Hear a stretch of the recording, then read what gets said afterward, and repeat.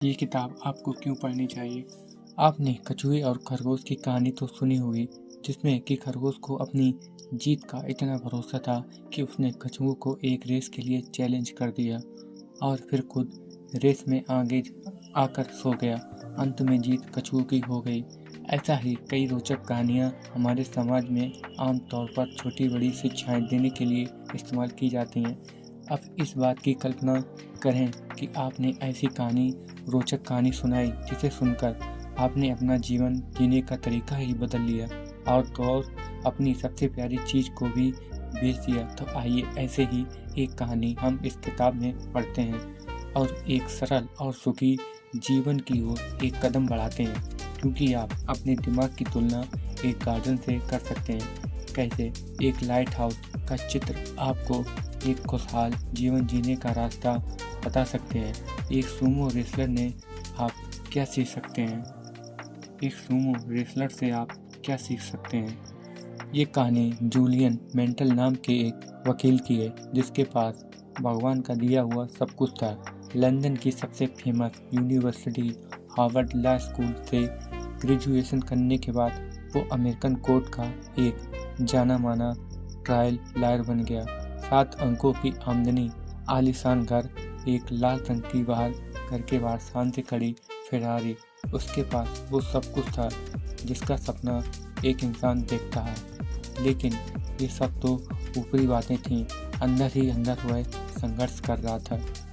आपने समय के साथ, क्योंकि उसका शेड्यूल बहुत बिजी था, रोज उसे एक नए और जरूरी केस के लिए बहस करनी होती थी और इन सब के कारण उसके ऊपर काम का दबाव इतना बढ़ गया कि एक दिन वो अचानक कोर्ट रूम में ही हार्ट अटैक के कारण बेहोश हो गया। इस घटना के बाद उसने कभी दोबारा कोई केस नहीं लड़ा।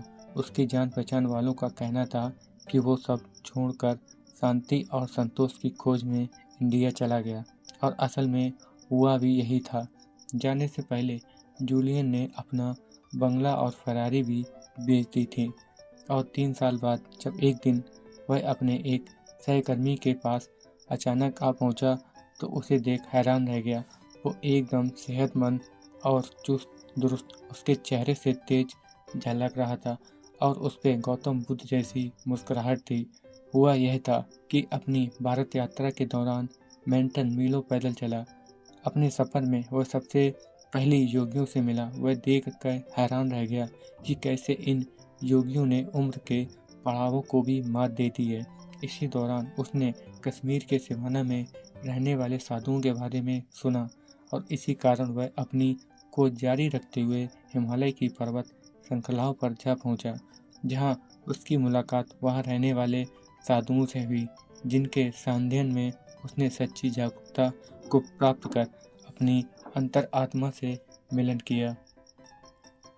हिमालय के पर्वतों में उसे एक साधुओं का समूह मिला जो कि सिवाना के साधुओं के नाम से जाने जाते थे। उसमें से एक साधु योगी रमण ने उसके साथ अपना ज्ञान बांटा। उन्होंने जिंदगी के सही मायनों के बारे में चर्चा की, जिसमें कि मेंटल ने यह सीखा कि कैसे आप अपने जीवन में जीवंत, रचनात्मक और संतुष्ट महसूस कर सकते हैं। उन साधुओं ने मेंटल को जिंदगी के सच्चे रहस्य बताने के पहले ये शर्त रखी कि वो जहाँ से आया है वहाँ वापस चला जाएगा और उनसे मिले ज्ञान को लोगों में फैलाकर जन कल्याण का काम करेगा। इसलिए वो वापस गया ताकि वो जिंदगी में बदलाव लाने वाले सिवाना सिस्टम के बारे में सबको बता सके।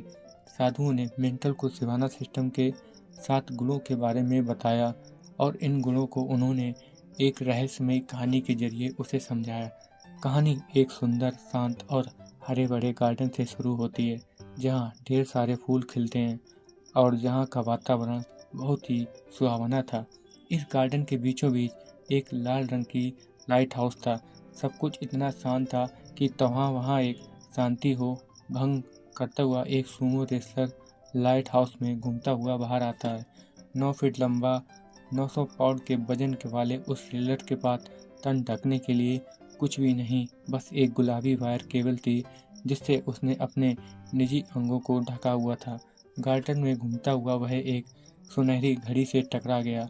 उसे देखकर वो हैरान रह गया। उसे उठा लिया। जैसे ही उसने उसे पहना वो बेहोश होकर ज़मीन पर गिर गया। जब वो जागा तब उसके अंदर एक नई ऊर्जा थी। शायद हम इसके लिए उसके आसपास खिले उन पीले खुशबूदार गुलाबों का शुक्रिया अदा कर सकते हैं जिसने उसे नए उत्साह और ऊर्जा से भर दिया। वो हड़बड़ाकर उठा खड़ा हुआ और अपने आसपास हैरत से देखने लगा। तभी उसकी नज़र एक हीरों से जड़े रास्ते पर पड़ी और वो उस रास्ते पर चल पड़ा। वो रास्ता उसे कभी ना खत्म होने वाली खुशियों और संतोष के पास ले गया। सुनने में कई लोगों को ये कहानी बहुत ही अजीब लग रही होगी, पर इस कहानी का एक तत्व सिवाना सिस्टम के सिद्धांतों और पहलुओं को उजागर करता है। आगे आने वाले सबक से हम इन सिद्धांतों और इस कहानी को आपस में संबंध में देखेंगे। योगी रमन की कहानी में जो खूबसूरत गार्डन था वो हमारे मन को दर्शाता है। कई लोग इस सुंदर गार्डन को गंदा कर देते हैं, अर्थात उसे डर और नेगेटिव विचारों से भर देते हैं। इसीलिए सिवाना सिस्टम का सबसे पहला सिद्धांत है अपने मन को कंट्रोल करना। आप इस गार्डन रूपी मन के गेट पर अपने दृढ़ निश्चय को किसी गार्ड की तरह खड़ा कर दें ताकि वो बस पॉजिटिव और अच्छे विचारों को ही मन के अंदर जाने दें और हानिकारक विचारों को बाहर ही रखें। हमारे विचार ही हमारे जीवन का आकार निर्धारित करते हैं। अगर आप अपने जीवन में खुशियाँ और शांति चाहते हैं तो आप अपने दिमाग को उत्साहपूर्ण और शांत विचारों से भरें, क्योंकि आप जैसा सोचेंगे आपके आसपास का माहौल भी वैसा ही हो जाएगा। तो अगर आपको अपने विचारों को बस में करने की कला सीखनी है तो सबसे पहले आपको अपना ध्यान केंद्रित करना आना चाहिए। इसके लिए सिवाना के साधुओं ने एक खास तरीके को अपना। वही तरीका योगी रमन ने मेंटल कॉफ़ी सिखाया। इस तकनीक को उन्होंने द हार्ट ऑफ रोज का नाम दिया। इस तकनीक को आजमाने के लिए आपको एक शांत वातावरण में और एक गुलाब यानी रोज का फूल चाहिए। अब ये करना है कि आपको उस गुलाब के बीच में अपना ध्यान केंद्रित करने की कोशिश करनी है। उस फूल की सुंदरता के बारे में सोचना है, जैसे उनका रंग, उसकी खुशबू, उसकी बनावट। शुरू में आपको उसमें थोड़ी मुश्किलें होंगी और आपका ध्यान इधर उधर भटकेगा, लेकिन एक बार आपने इसमें महारत हासिल कर ली तो आप अपने विचारों और सोच पर नियंत्रण करना आसानी से सीख जाएंगे। बस फिर ये आपके हाथ में होगा कि आप किस तरह के विचारों को अपने मन में स्थान देते हैं और किसे नहीं। सिवाना सिस्टम का दूसरा गुण है उद्देश्य और योगी रमन की कहानी का लाइट हाउस